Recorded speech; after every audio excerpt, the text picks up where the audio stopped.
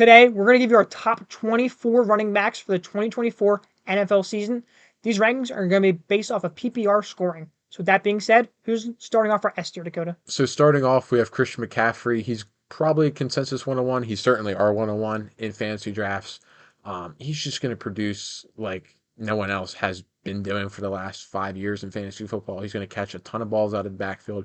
He's going to score a ton of touchdowns. He's going to run the ball a ton in that San Francisco offense. They are built around Christian McCaffrey, and he's going to score a ton of points. He did pick up a calf injury in this training camp, but we're not really worried about that. We think once again he'll be RB1 this season. Yep. We got at 2. So at 2, we're going to have Breece Hall. Breece Hall is someone we think could easily be the running back 1 this season. We think he's going to be an absolute monster. He's one of the best running backs in the NFL. And he's on an offense that, hopefully, with Aaron Rodgers, should be pretty damn good. They've invested in the O-line. They have Garrett Wilson there to draw some pressure off of Breece Hall. And we just think he's going to be an absolute monster. Upside for RB1. Not much more to say. Who's going to run off this tier? Yeah, the last guy in this tier, we have Bijan Robinson, who I think is probably a top 3 talent in the NFL, as well as he's going to be our RB3 in this rankings. Now they have Arthur Smith out of there. I think you see Tyler Allgeier's use in the offense go down a lot, and you see Bijan's go up. You also see Kirk Cousins come in, so no more Desmond Ridder quarterbacking that offense, which was just such a disaster last year. You get a real NFL quarterback in there with a real coaching staff that's going to unlock Bijan, and you're going to see that talent unfold this year. Very excited for him. I was very excited last year when he came out of Texas. He was such a great prospect, and I think this is the year that we see it all come together. Yeah, I really hope Bijan can finally get just the opportunity to show us how good he can really be. So in our A tier, we only got one player here because we think he's better than the guys in the B tier, but not quite in the S tier. It's going to be Jonathan Taylor. We're very excited about Jonathan Taylor this year. Taylor was the overall RB1 just a couple years ago, and we think he might be able to find that form again this year.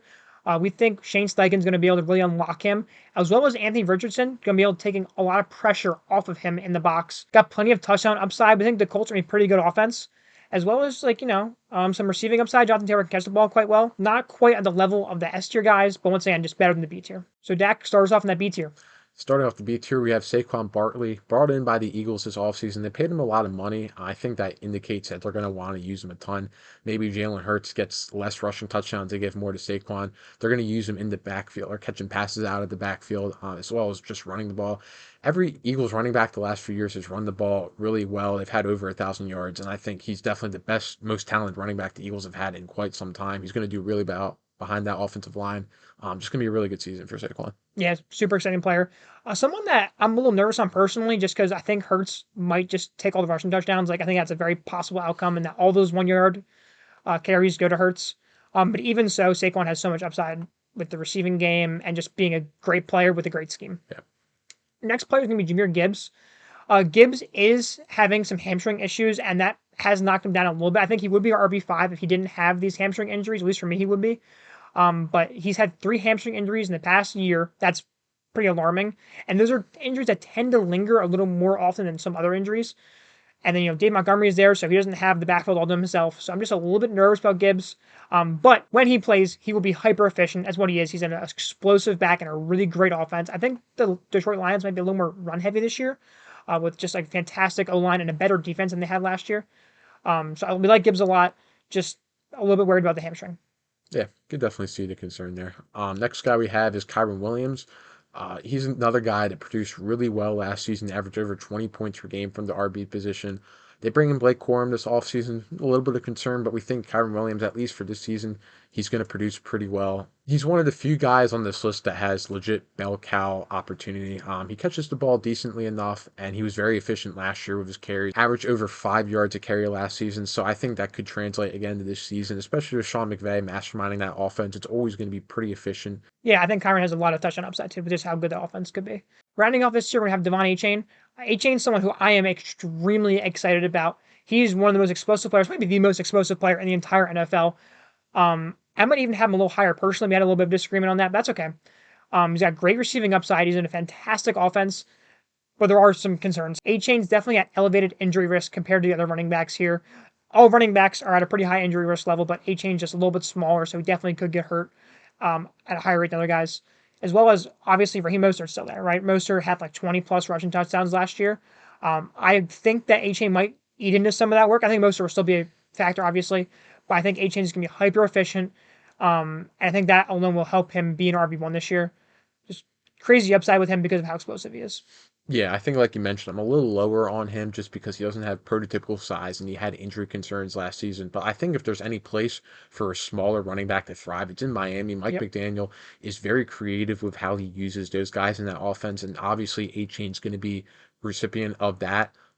They love to get him outside, use that speed that he has, which is just better than any other running back at hmm the position. And he can win you any week by himself. Yes. Yeah. So, Especially like in best ball leagues, I think you really want to target him. In a hmm managed league, it's a little tougher. You never know when he's going to have those down weeks and when he's going to have those spike weeks. But he's a very exciting yep. player. So next guy coming off this list, it's a new tier that we're in now. We have Derrick Henry, makes the move over to Baltimore this offseason. He's in that run-heavy offense with Lamar Jackson. Of course, we're always going to be concerned about his age because he's kind of defying logic at this point with how old he is and how successful he's been in the last few years. Most running backs you look and they're kind of falling off, and he hasn't done that up to this point. But it's still always in the back of our mind that he hmm might hit that wall eventually. But that's not to say that he won't produce, especially in that Baltimore offense. They love to run the football. They don't really have much competition in that backfield, especially with Keaton Mitchell being out with injury. It's just going to be Henry. He doesn't really catch the football though that much, so there is some concern with Derrick Henry, but he's going to be another solid year from now, I think. Yeah, I think he's going to have a couple weeks where he's going to have 45 rushing yards and no catches, and that's going to be his line. And he's also going to have weeks where he has 80 rushing yards and 3 touchdowns because those Ravens, they're going to run the ball at the goal line. He's going to be the recipient of a ton of those touchdowns. I think Gus Edwards last year, just better in between the 20s. He definitely fits what they want to do in their culture, all of that. Yeah, for sure. So next player in this tier is someone that I have a little higher, but got to compromise. We got two people here, right? It's Isaiah Pacheco. We hate Pacheco for our dynasty content, but in redraft this year specifically, I kind of like Pacheco. Not as much as consensus, but I still do like him. It's because the Chiefs are the Chiefs, right? That offense is so unbelievably good. They're going to score a ton of points, and there's not that much competition. There's almost no competition in the running back room. If there was more competition there, I would be so off Pacheco because I don't think he's that good as a player. But there's nobody there really. And I think Pacheco is going to receive a good amount of balls. I think he's going to be used in the red zone. He's going to score touchdowns.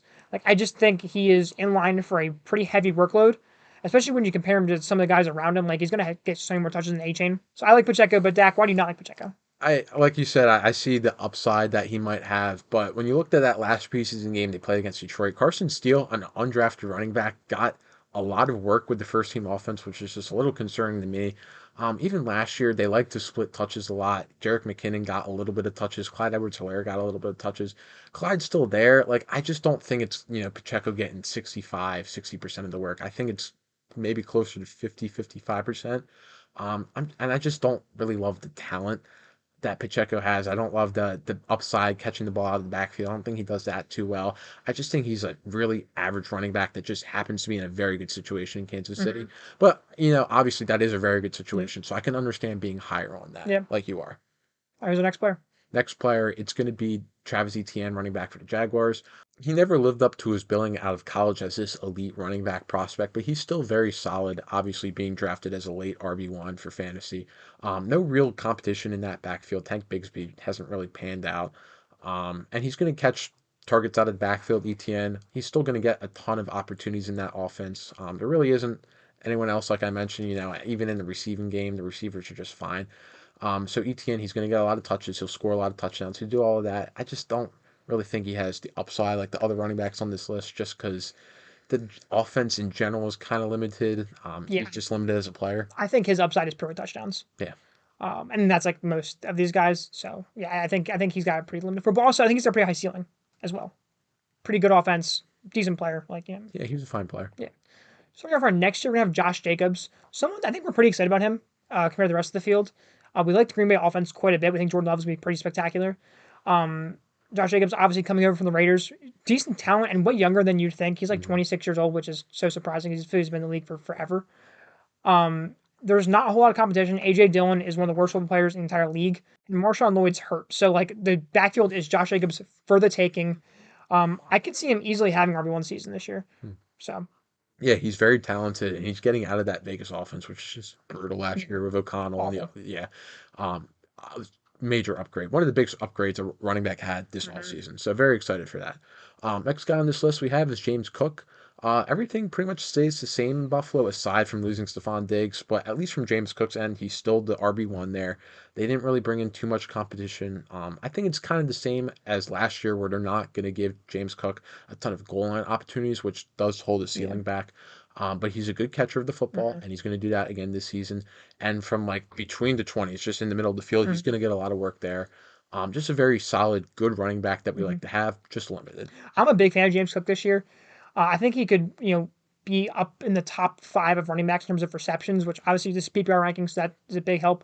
The one problem with him, obviously, like you said, he doesn't get goal line work, and I don't think he's going to get it. If he got goal line work, he would genuinely be like maybe in like the B tier, maybe even the A tier. He'd be so high for me, but because he doesn't get that, that limits his upside a considerable bit. Yeah, pure yardage, he's going to do very well at. It's just those Hmm. touchdowns. Yep. So our next player here is Ken Walker, someone we heavily disagreed on again, but that's okay.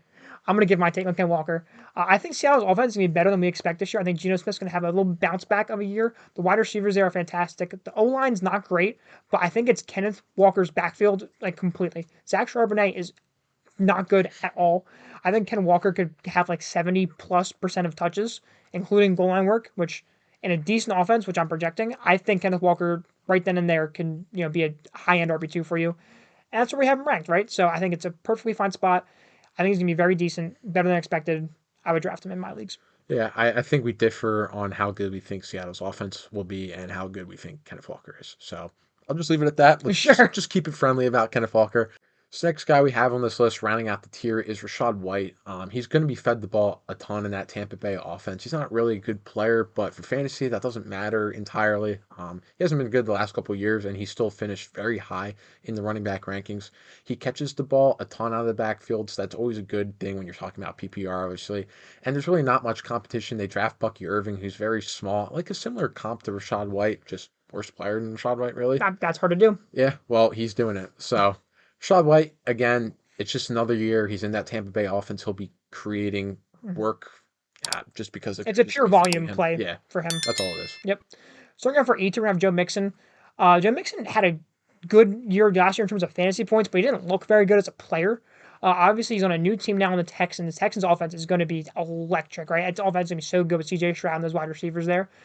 Mixon could, because of that, I think, score 10 plus touchdowns. I think that's definitely in his range of outcomes, which is why we have him so high. I'm a little nervous in terms of the other running backs there. Like, they do have Damian Pierce. They even have Cam Akers, so I think could steal some touches from him.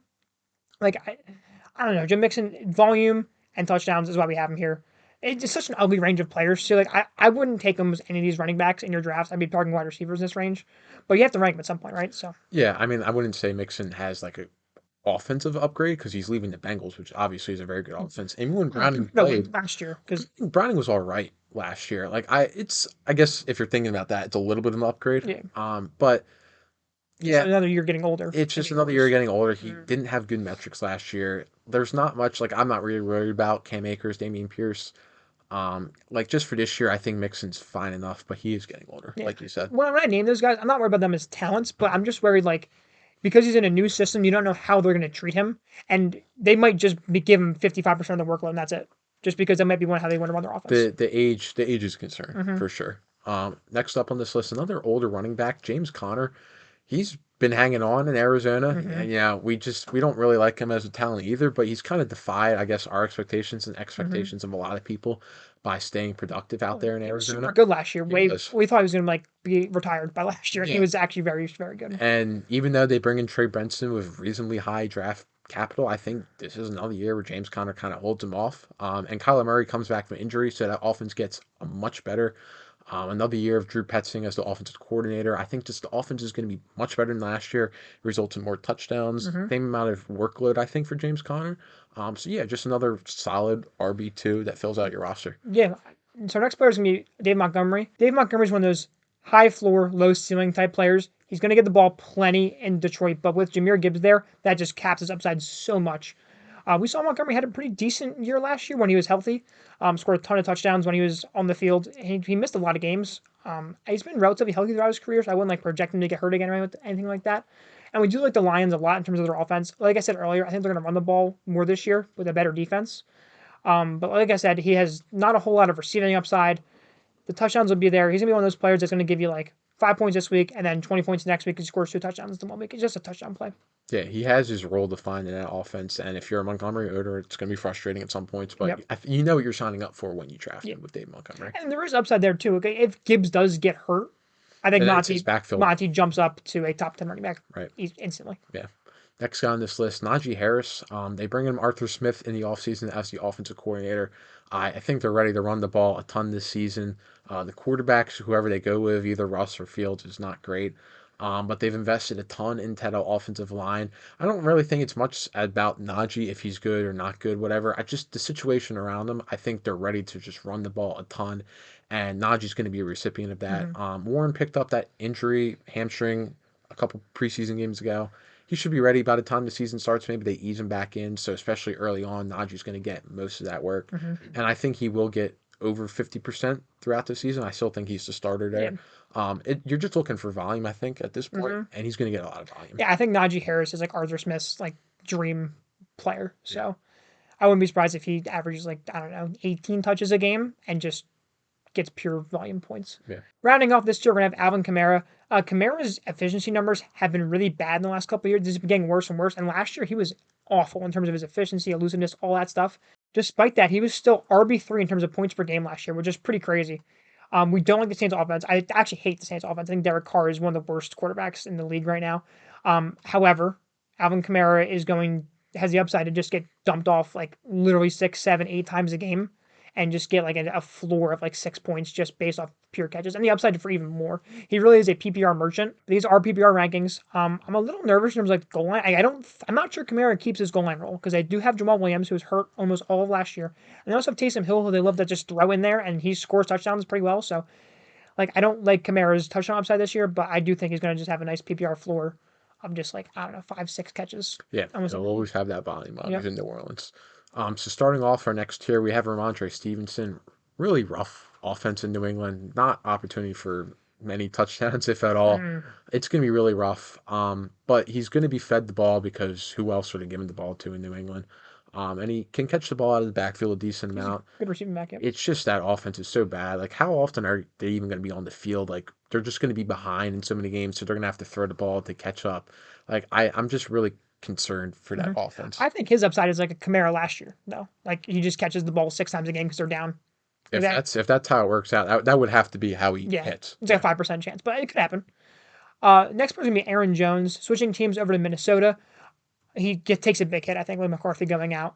Like, we were excited for the offense, and now, like, I like Jefferson, obviously, but besides that, it's going to be rough. Sam Darnold's not a good quarterback. Aaron Jones is getting up there in age, but he's still a good running back. He's still a great player. We're in our low end RB2s now. We think he's gonna be fine, like 12 to 10 points a game, catches some balls, maybe score some touchdowns. But once again, with the offense being bad, it really limits his upside. I think for me too, when I'm putting him here, I'm factoring injury. If he stays healthy completely, maybe he goes up a little bit. And he might be worth a dart throw at this point. But like you said, that the quarterback situation is pretty bad. The upside's so capped. Yeah. Next guy on this list, we have Raheem Mostert, who is going to be, I guess, technically the backup to A-Chain, but he's still going to get enough work there to be fantasy viable. Obviously, he scored 20-plus touchdowns last year. It was a ridiculous season out of him. That's not going to happen again. I think that's safe to say. But I don't think he goes back to having absolutely no role. Like, the goal line work is still going to be there. The efficiency, I think, will still be there. He's still going to have a role in that offense, and it's a really exciting offense. So I think he's still an RB2 here. Yeah, Mostert's someone, like, I like A-Chain so much this year, but, like, I wouldn't be shocked if Mostert keeps his role from last year. Because, like, you just don't know what those NFL coaches are going to do. Like, he has upside to, be in that goal line work and still get, 50% of the touches. And then if he does that, he's going to smash. And what happens if A-Chain, breaks a bone, he's out 4 weeks? Yeah, then Mostert's going to, if it breaks a bone, he's probably out more than 4 weeks. But, yeah, what I'm saying. yeah, I know. So rounding off our entire list, we're going to have DeAndre Swift, someone who we're not super excited about. We had to put him in somewhere. We do like the Bears offense quite a lot with Caleb Williams coming in. Swift, he's an all right player. He's a good receiving back. We think that he's going to be in a committee there with Roshan Johnson and Khalil Herbert. But we figured he was just good enough to make the list. Some receiving upside, maybe some efficiency upside. Fine player. The offense is good. Yeah, that's the main selling point. We hope you enjoyed the video. If you did, make sure to like and subscribe, and we'll see you in the next one.